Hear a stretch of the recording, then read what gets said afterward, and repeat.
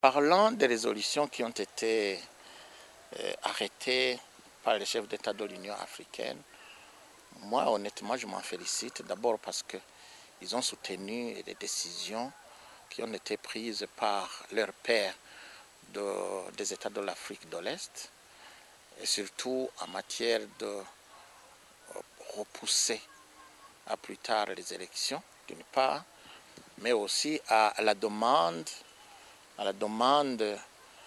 de l'arrêt des confrontations entre les compatriotes burundais. Malheureusement, vous savez que ces recommandations de l'East African Community n'ont pas été respectées, surtout parce qu'il n'y avait pas eu de mesures d'accompagnement. Ces mesures d'accompagnement ont été complétées par la réunion de l'Union africaine, et notamment en se référant de manière ferme et sans équivoque aux accords d'Arusha, à la Constitution, que nous avons négocié durement et longuement et où nous avons été soutenus par la communauté internationale 2 ans durant, et qui, de la vie du monde entier, même des Burundais, a fait que notre pays a recouvré la sécurité, la stabilité, et notamment à la suite de la conclusion des accords de cessez-le-feu en 2003.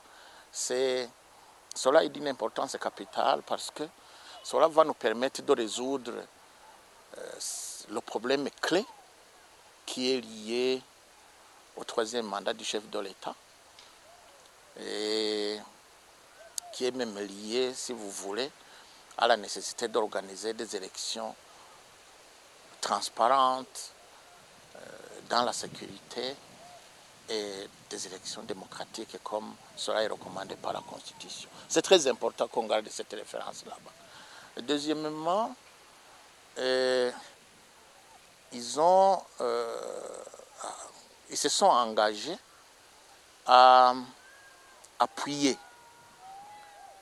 cette démarche par la disponibilisation de l'Union africaine, de l'Union européenne, des Nations unies et même de l'East African Community et d'autres organisations régionales, notamment la CIRGR, etc., pour faciliter le dialogue entre Burundais, parce que, estime-t-il, le dialogue burundais est seul à pouvoir résoudre tous ces différends.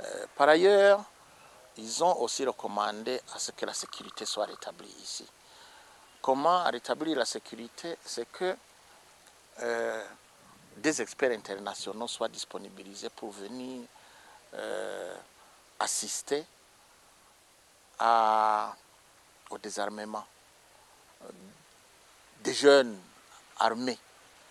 Ensuite, ils se sont beaucoup penchés sur la question des violations des droits de l'homme. Qu'ils envoient ici des experts pour suivre les violations des droits de l'homme et le suivi du respect des droits de l'homme. C'est très important parce que, vous savez, dans toutes ces manifestations, avant comme après, beaucoup d'arrestations ont eu lieu. Beaucoup de violations ont eu lieu. Et des plaintes existent de part des organisations caritatives ou les organisations des droits de l'homme aujourd'hui. Ensuite, vous savez que beaucoup de nos compatriotes ont dû fuir. Ils ont dû fuir, certains ont dû s'exiler dans les pays de la sous-région. Et cela déstabilise non seulement ces pays là-bas, mais aussi tous ces gens ont besoin de revenir dans leur pays pour remplir leurs droits civiques. D'abord, c'est leur droit de vivre dans leur pays d'une part, mais aussi, pendant cette période électorale, il est nécessaire que tout ce monde-là retourne dans son pays pour élire. Bon, je pense que cela est à soutenir également. Enfin, les chefs d'État de l'Union africaine se sont penchés sur la question des élections en soi et ils ont estimé qu'il il devrait envoyer des responsables de l'Union africaine, pourquoi pas la secrétaire générale ou ses acolytes, des responsables de l'East African Community des Nations Unies pour venir nous aider à amorcer ce dialogue.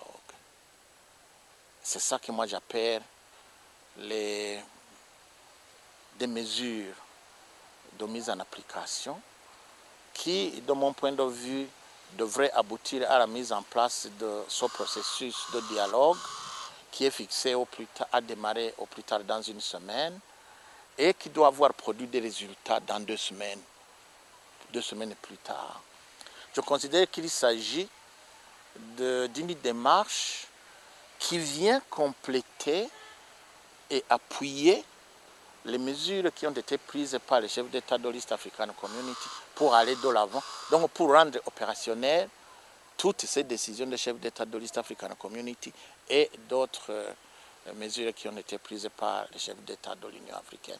C'est donc pour moi un pas en avant, mais bien sûr, cela ne pourra être mis en application qu'avec la volonté des Burundais. De manière particulière, la volonté d'abord du gouvernement burundais, mais ensuite aussi la volonté des partis opposés au gouvernement burundais.